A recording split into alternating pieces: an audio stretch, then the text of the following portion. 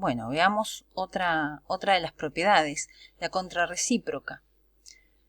Habíamos visto que A implica B es equivalente a no B implica no A. Vamos a hacer la tabla de verdad. Vamos a tomar la proposición atómica A, la proposición atómica B, sus negaciones, no A, no B.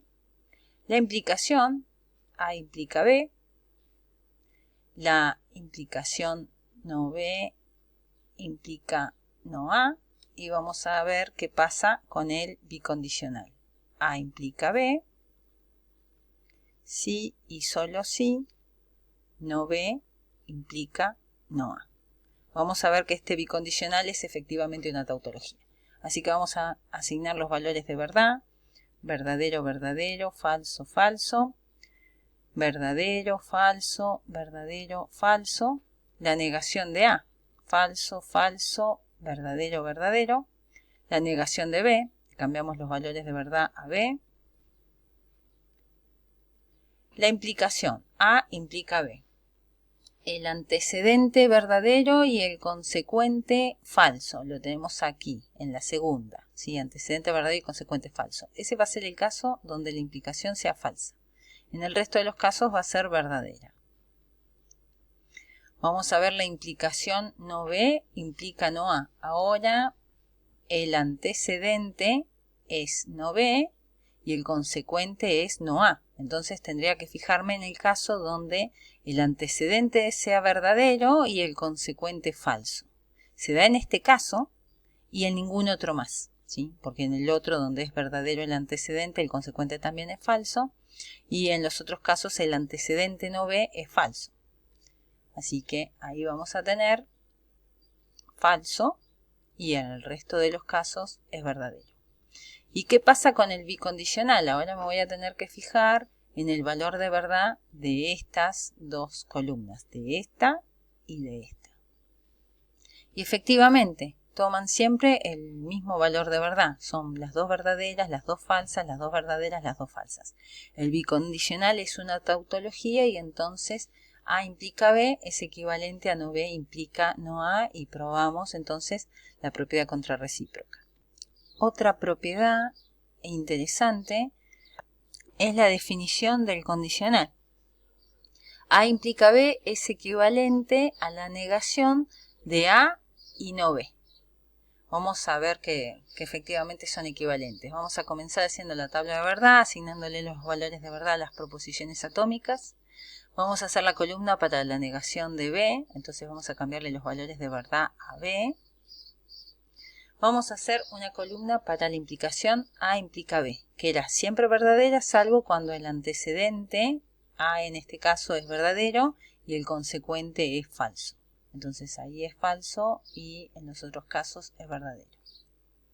Después tenemos la columna para la conjunción, A y no B. Entonces me fijo en la columna de A y en la columna de no B. En la primera fila, A y no B es falso, entonces la conjunción es falso.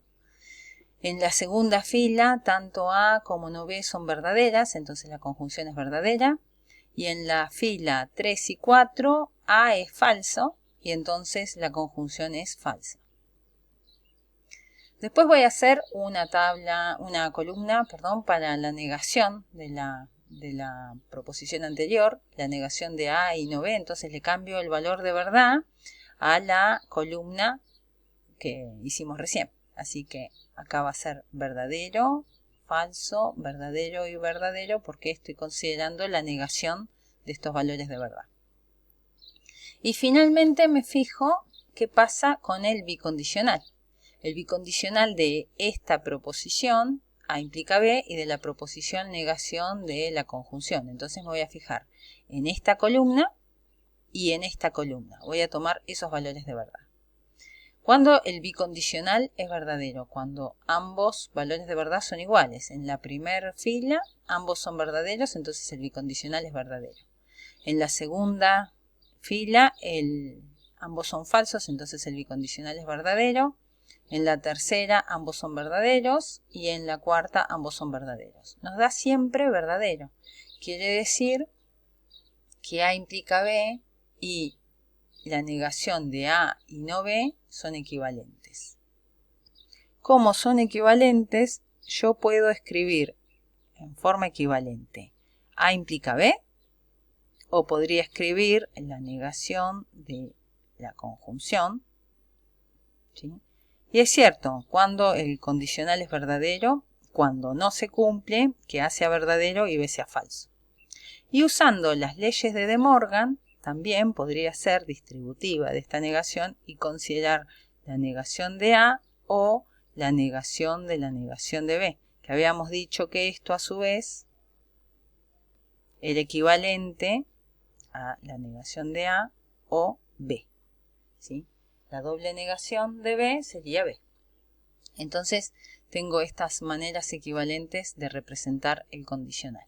Bueno, y finalmente vamos a hacer un ejemplo de razonamiento.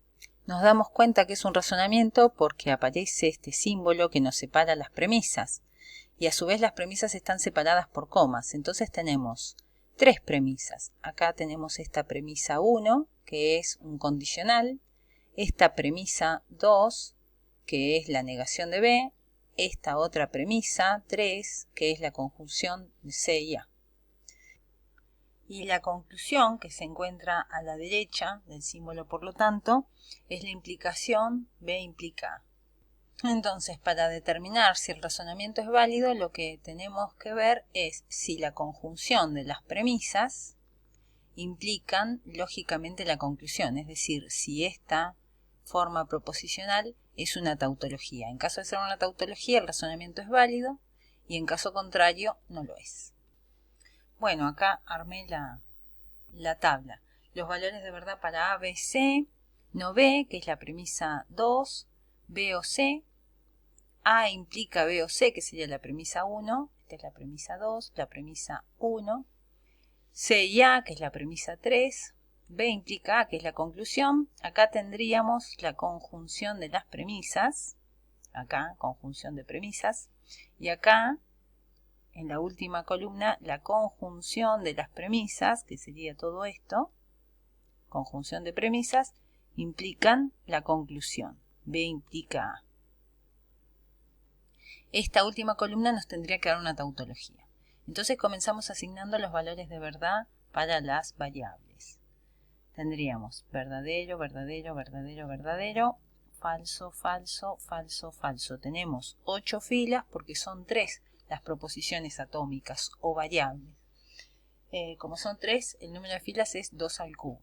Y decíamos que como son 8, vamos a tomar 4 valores verdaderos y 4 valores falsos, después 2 valores verdaderos, 2 valores falsos, 2 valores verdaderos, 2 valores falsos y finalmente 1 y 1. Un valor verdadero, un valor falso, un valor verdadero, uno falso. Y lo hacemos así para tener todos los valores de verdad posibles. Una vez que hicimos eso, comenzamos. La negación de B es cambiarle los valores de verdad a B, así que donde B era verdadero ahora es falso y donde era falso ahora es verdadero. Después tenemos la disyunción B o C. Nos fijamos en esta columna, la columna de B, la columna de C. La disyunción es verdadera cuando alguno de esos dos valores sea verdadero. En el caso que los dos sean falsos, como este, era el único caso donde la disyunción era falsa. Así que vamos a tener verdadero, verdadero, falso. Vamos con la premisa 1. El antecedente de este condicional, que es el que estamos analizando, es A. Entonces me fijo en la columna de A. Y el consecuente es B o C. Así que me fijo en esta columna. Antecedente y consecuente. El condicional era siempre verdadero, salvo en los casos donde el antecedente sea verdadero y el consecuente falso, que se da solamente en el caso de la columna, en el caso de la fila, 4. Verdadero antecedente y consecuente falso. Ahí tenemos el único falso. En todo el resto va a ser verdadero. Habíamos dicho, lo habíamos notado, que nos iba a interesar los lugares o las filas donde las premisas sean verdaderas. Porque en las premisas que sean falsas, la conjunción de las premisas nos va a dar falso y el antecedente de este condicional nos va a quedar falso, entonces el condicional va a ser verdadero. Ya podríamos asegurar o podríamos descartar, que en estos casos, a ver, voy a marcarlo acá. En este caso donde la premisa 2 es falsa, este caso ya no necesitaría analizarlo porque me va a dar verdadera la implicación. Lo mismo va a pasar con este caso y con este caso donde obtuvimos que la premisa 1 era falsa. Y en realidad con estos 4 que le siguen. Solamente una fila nos va a quedar. Nos va a quedar para seguir analizando. Vamos a completarlas todas y vamos a ver que en realidad todas estas que marqué no necesitaríamos completarlas. La premisa 3. La premisa 3 es C y A. Es una conjunción, así que me fijo en la columna de A y de C cuando ambas sean verdaderas. Son verdaderas acá, acá no lo son. Acá sí, las dos son verdaderas, acá no lo son porque C es falsa y acá todas son falsas porque A es falso. La conclusión. B implica A. Me fijo, el antecedente es B, el consecuente es A. La implicación es verdadera, siempre salvo cuando el antecedente es verdadero y el consecuente es falso. A ver, antecedente verdadero y consecuente falso. Se da acá, en este caso y en este. B es verdadero y A es falso. Después en todo el resto, la implicación es verdadera. Así que nos quedaría ahí.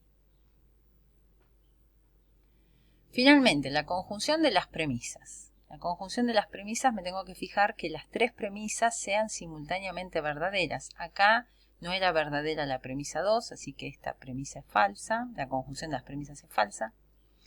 Tampoco es verdadera la premisa 2, así que la conjunción de las premisas es falsa.